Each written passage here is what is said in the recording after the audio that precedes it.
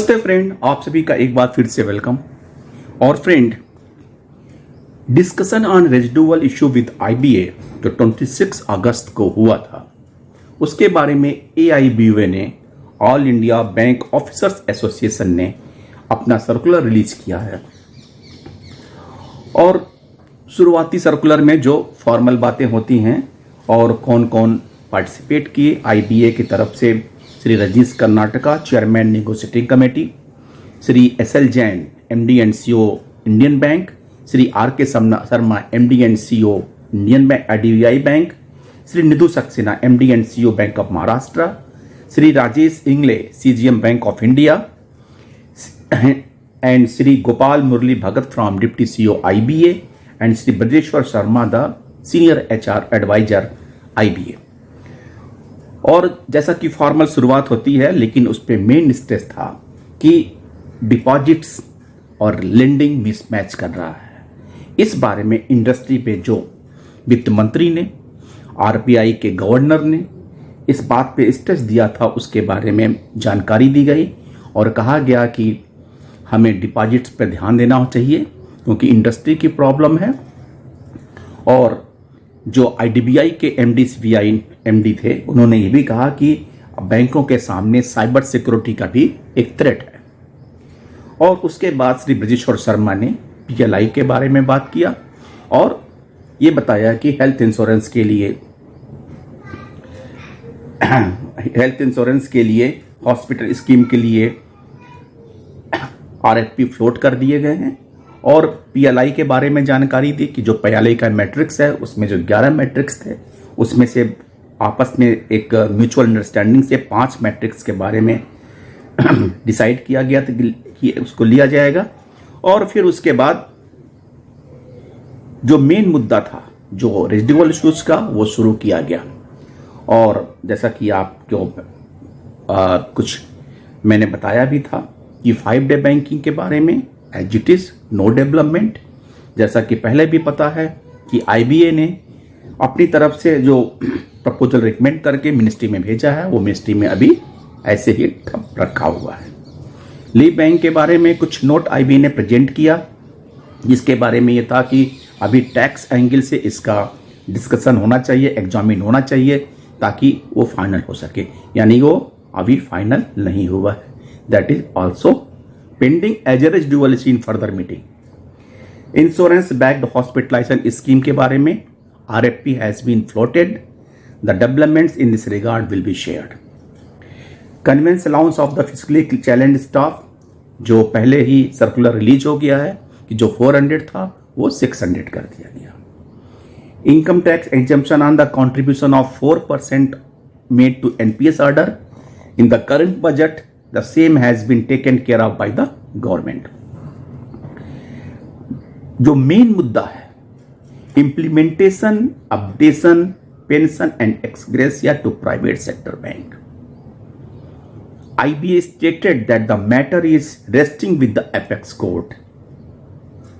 खत्म, एक लाइन में जवाब हो गया कि पेंशन अपडेशन का मामला एपेक्स कोर्ट में है, तो बात खत्म। अब हम इसके बारे में कोई तो ऐसा तो एजेंडा में रखने की जरूरत ही क्या है, आपको डिस्कस ही नहीं करता। केवल एक दिखावा करने के लिए यूनियन और आईबीए दोनों इसको एजेंडा में शामिल करती हैं। Still ex gratia has been considered in the current wage revision for public sector bank retirees. It was submitted that since the private sector bank were also party to pension settlement 93, payment of ex gratia should be considered for them. ये तो आप बहुत पहले से कह रहे हो कि प्राइवेट सेक्टर जो कि बैंक उसमें नेगोशिएशन में शामिल था, इसलिए उनको भी मिलना चाहिए। लेकिन डेवलपमेंट क्या है? Development is nothing. उसके बारे में क्या आईबीए ने किया, क्या मिनिस्ट्री से रिप्लाई आया, कुछ पता नहीं। केवल ये कंसीडर करना चाहिए, बस बात खत्म। उसके बाद देयर इज नो रेजोल्यूशन। सो इस पॉइंट पे पेंशन अपडेशन, एक्स ग्रेसिया का review, x gratia for the private sector bank, कोई मतलब नहीं। केवल agenda for the sake of agenda in the meeting ये प्रेजेंट किया गया। दूसरी बात, discipline and appeal regulations, it was submitted that the exclusive discussion should be held as the report submitted by the committee needs to be advised afresh. IBA agreed to the submission made. अब IBA फिर तैयार हो गई, submission करेगी अगले 2-3 साल में. Compassionate ground appointments. It was submitted that the compassionate ground appointment should be considered delinking from the recruitment specification stipulated by the government.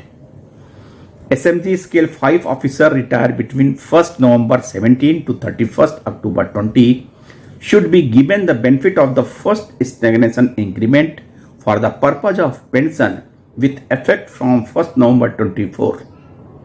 ये बातें थी कि स्टैग्नेशन इंक्रीमेंट स्केल 5 के ऑफिसर्स को जो पेंशन के लिए कैलकुलेट होगा 1st नवंबर 24 से, उसके बारे में IBA का 2 टूक जवाब. IBA stated that there was no fund available for the same.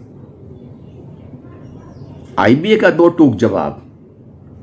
इसके बारे में यूनियन नेताओं का कोई कमेंट नहीं. LFC monetization, it will be discussed in due course. Uniform cash hours and business hours, IBA stated that it is linked to the 5 days banking. ना 5 day banking होना वाला है, ना इसके बारे में कोई बात होगी. Staff welfare allocation, though the government has issued a revised guidelines enhancing the quantum allocated, but the basis is still linked to the net profit. It was submitted, the same should be taken up by the IBA once again, that the percentage should be linked to the operating profit and not on the net profit. जब DFS का circular आ गया तो आप क्या समझते हैं कि union के इस साल से IBA के रिकमेंडेशन पे क्या गवर्नमेंट मानेगी? नहीं.